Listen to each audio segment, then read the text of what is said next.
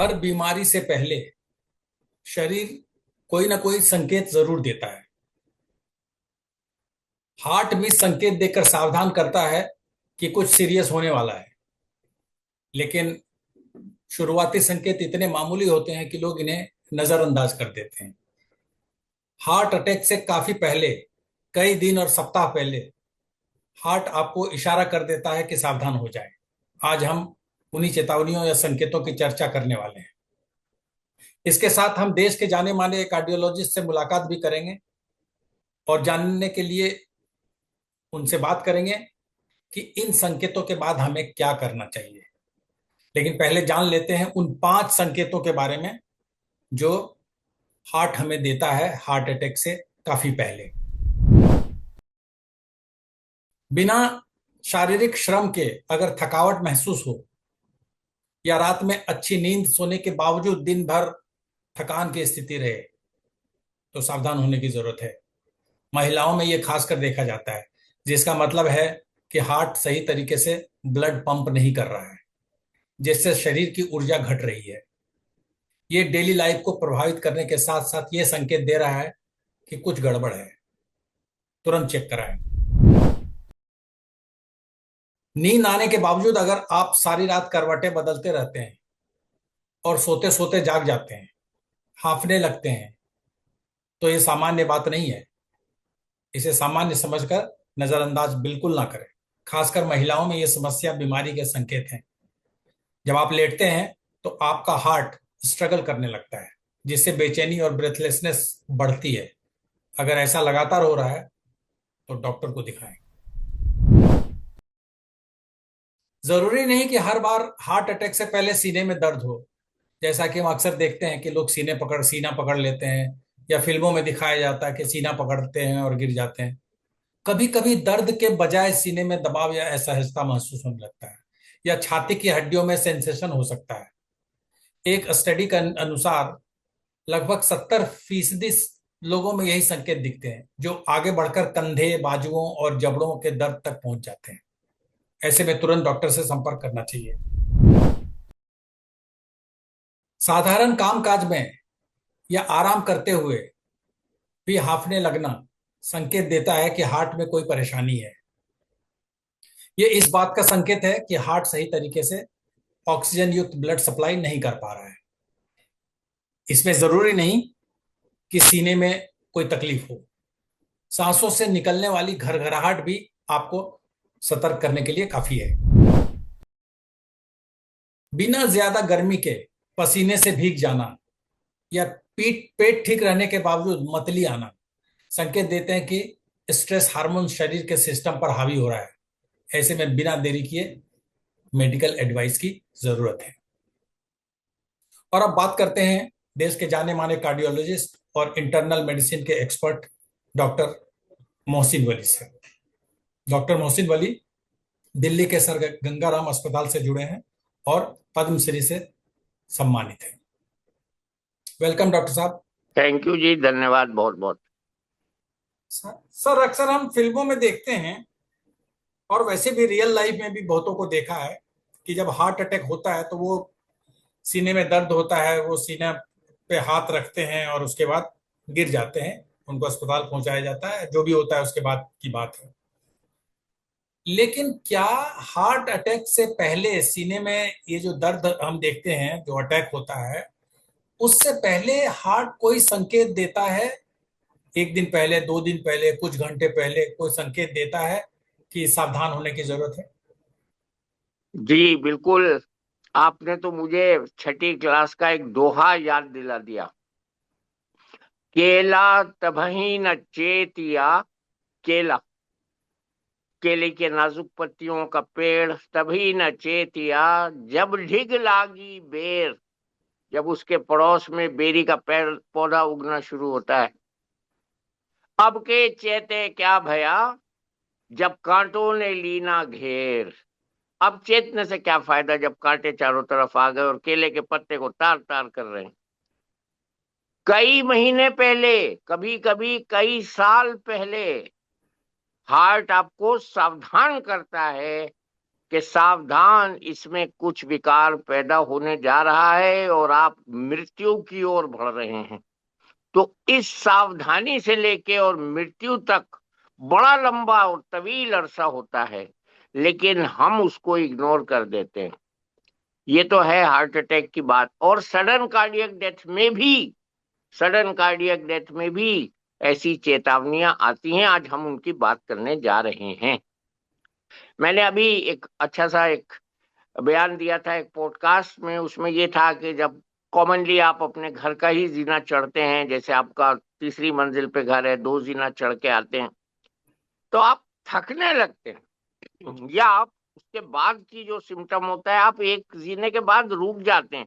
मैंने कुछ लोगों को देखा है कुर्सियां डाल रखी हैं कि भाई अब चढ़ा नहीं जाता, हम बीच में कुर्सी पे बैठ के थोड़ा सांस लेके ऊपर चढ़ते हैं। या आपको भारीपन होता है, या आप जाते ही बिस्तर पे लेट जाते हैं, भाई थक गए, छाती में भारीपन हो रहा है। ये है पहला वार्निंग लक्षण। दूसरा तो फिर बाएं हाथ में भारीपन, बाएं हाथ में पेन, कनउंगली तक ऊपर से कंधे से लेकर पेन। और ये जरूरी नहीं है कि बाएं हाथ में ही हो, ये दोनों हाथ में भी हो सकता है। कुछ लोग कहते हैं अरे दाहिने हाथ में तो हार्ट करनी है, नहीं, ये वार्निंग साइन हो सकता है। तीसरा, अनड्यू सांस फूलना। जैसे आपको पता है मैं 500 कदम रोज चलता हूं, और अगर 500 कदम चलने पे आपका सांस धीरे धीरे फूलने लगे, तो ये भी इसका लक्षण हो सकता है।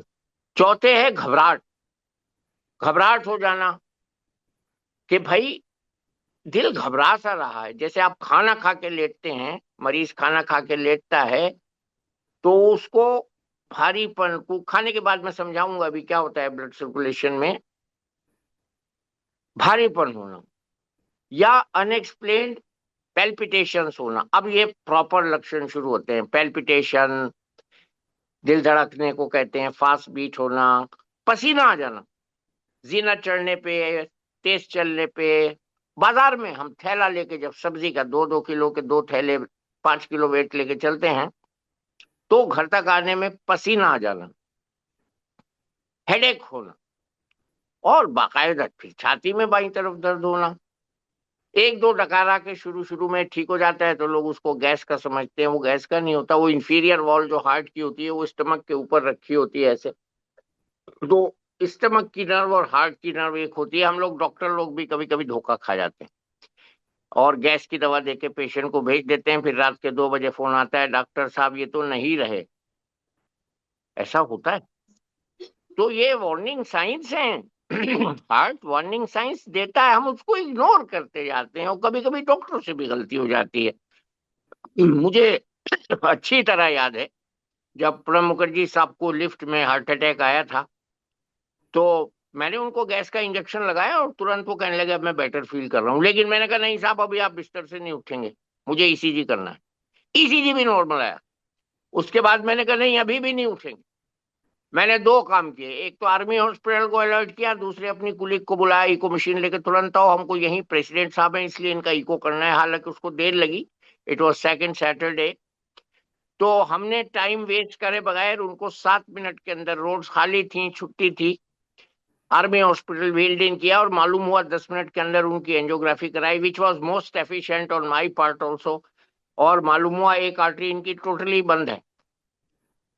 तो ये वार्निंग साइंस ऐसे आदमी को जो रोज 4 किलोमीटर वॉक कर रहा है,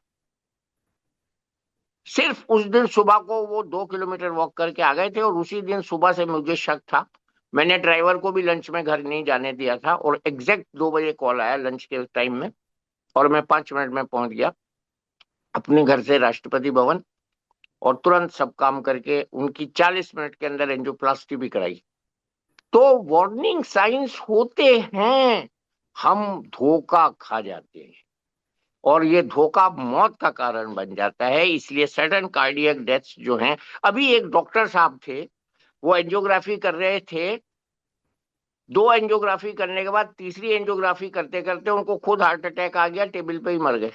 ये लेटेस्ट है, आप इसका रेफरेंस देख लीजिएगा, उनका नाम वगैरह ये। हाँ, कोई और डॉक्टर इससे, अग्रवाल। जी, और हरियाणा। इससे पहले वो हमारे फेमस जो गुजरात के डॉक्टर साहब थे कार्डियोलॉजिस्ट, जो मोटे भी नहीं थे, दुबले पतले थे, हाँ। यंग थे, दुबले थे, और उनको कार्डियक सर्जन थे वो, उनको भी सडन कार्डियक डेथ हो गई। तो ये तो दो बहुत बड़े ग्लेयरिंग एग्जाम्पल्स हैं हम्म। हम्म। कि जनाब हार्ट वार्निंग साइंस देता है। अब डॉक्टर के माइंड में वो आता है, भगवान डालता है, पेशेंट की किस्मत अच्छी होती है, और वो सही वक्त पर हॉस्पिटल पहुंच जाता है। ये सब फैक्टर्स इसमें उसको बचाने में शामिल होते हैं।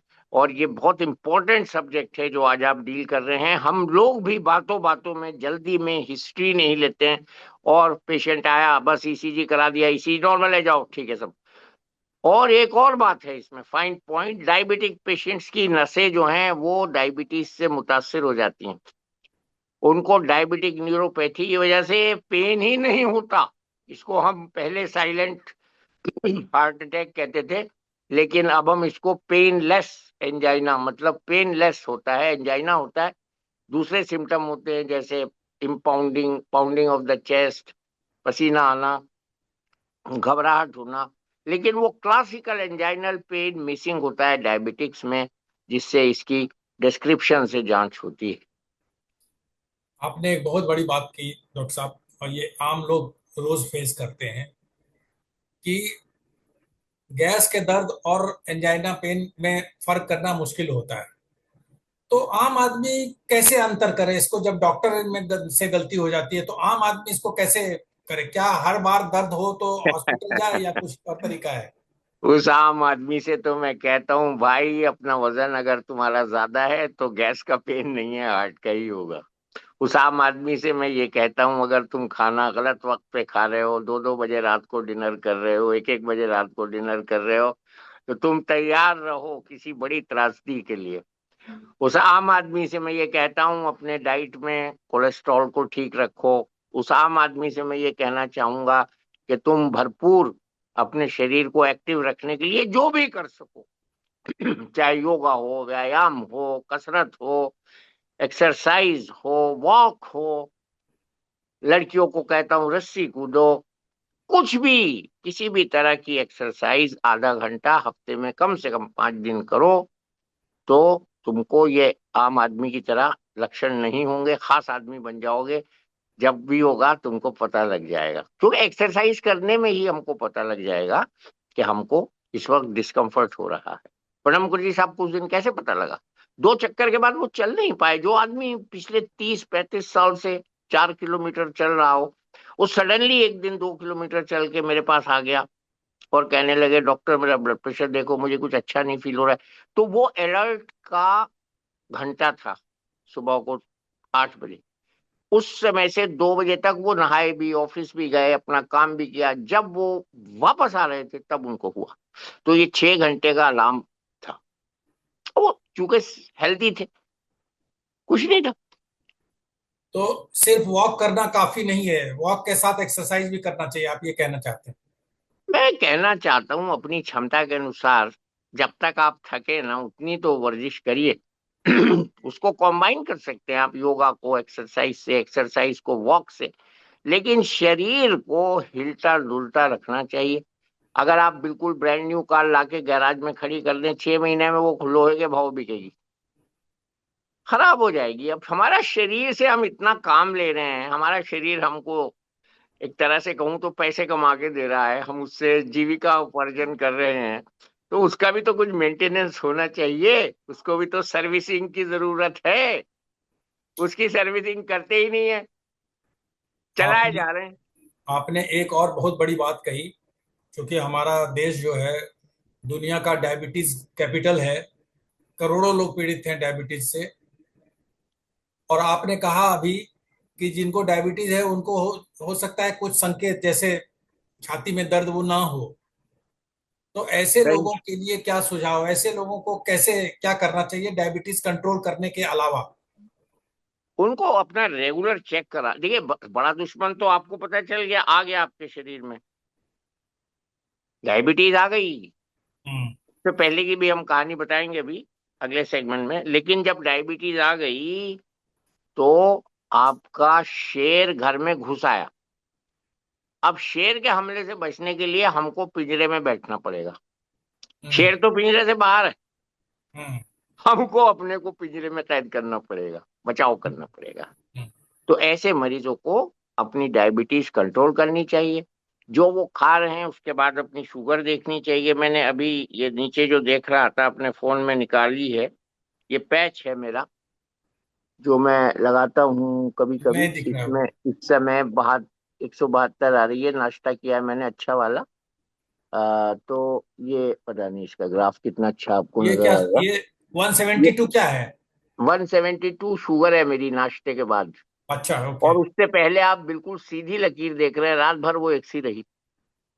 तो 172 क्या नॉर्मल है नाश्ते के हाँ बाद? हाँ, नाश्ते के बाद अभी थोड़ी देर में कम होने लगेगी, हम जब बातचीत कर रहे होंगे आखिर में देखेंगे आपके नीचे आने लगेगी। ओके। तो ये पैच लगा है मेरे, ये मैंने कल ही लगाया क्योंकि मुझे थोड़ा सा डाउट था। और मैं एक्सरसाइज कर रहा हूँ तो मैंने कहा एक्सरसाइज का बेनिफिट भी पता लग जाएगा। डॉक्टर साहब, तो मैं कहीं पढ़ रहा था, जब मैं रिसर्च कर रहा था, मैं देख रहा था कि जो हार्ट अटैक से पहले संकेत हैं जो शरीर हमें देता है, उनमें एक संकेत ये भी है कि हमारी नींद डिस्टर्ब हो जाती है, ठीक से हाँ, नींद। रात को उठना नहीं, ये तो बहुत कॉमन है सर, ये तो एडवांस संकेत है। ये कार्डियक फेलियर का संकेत है। नींद में रात के 2 बजे उठना, खिड़की खोलना, ताजी हवा में सांस लेना, एक दो घूंट पानी पी के फिर सोना, ये जो ब्लड की जो फ्लूइड डायनामिक्स है, वो लेटने पे, जैसे हम आधी खाली बोतल को लिटा के रखें तो उसकी गर्दन तक, ढक्कन तक पानी आ जाता है और ऊपर से आधी खाली हो जाती है वो। इसी तरह से हमारे लंग्स में पानी भर जाता है। आपने बिल्कुल ठीक पॉइंट आउट किया। ये तो लक्षण है कार्डियक फेलियर का। और ये कार्डियक फेलियर बगैर हार्ट की कमजोरी के होता है। आजकल हम उसको heart failure with normal ejection fraction कहते हैं, HFN, या HF with normal ejection fraction. तो ये संकेत आता है, उन लोगों में भी आता है जो कम दवा खा रहे हैं हार्ट की, उन लोगों में भी आता है जिनको वैल्वुलर डिजीज होती है, उन लोगों में भी आता है जिनको अभी तक डॉक्टर ने ECG नहीं करा के देखा कि उनको दिल का कुछ आर्जा है, दिल का कुछ बीमारी है। तो ये तो बड़ा इंपॉर्टेंट है, मैं आपको सल्यूट करता हूँ ये बताने के लिए, जो चीज मुझसे छूट गई थी। सर, तो आपने डायबिटीज वालों को के बारे में तो बता दिया। अब ये बताइए सर कि जिनका ब्लड प्रेशर नियंत्रित नहीं रहता है, उनके लिए क्या सुझाव है आप? ब्लड प्रेशर एक ऐसा ऑर्फन है, एक ऐसा यतीम है जिसकी हम सबसे ज्यादा अवहेलना करते हैं विज विज आवर लाइफ। ये यतीम कह रहा हूं मैं इसको, ऑर्फन कह रहा हूं इसको, अनाथ कह रहा हूं। और हम बनाते हैं अनाथ। हड्डी का डॉक्टर, ENT का डॉक्टर, सर्जन मरीज का ब्लड प्रेशर ही नहीं देखते हैं, बड़े डॉक्टर हैं वो, बड़ा काम करते हैं। ये उनकी शान के खिलाफ है कि वो मरीज का ब्लड प्रेशर देखें। मैं बहुत अदब के साथ उनसे एक अपील कर रहा हूं कि एक बच्चा बैठा दें बाहर क्लिनिक के, जो रजिस्ट्रेशन के टाइम ब्लड प्रेशर देख ले।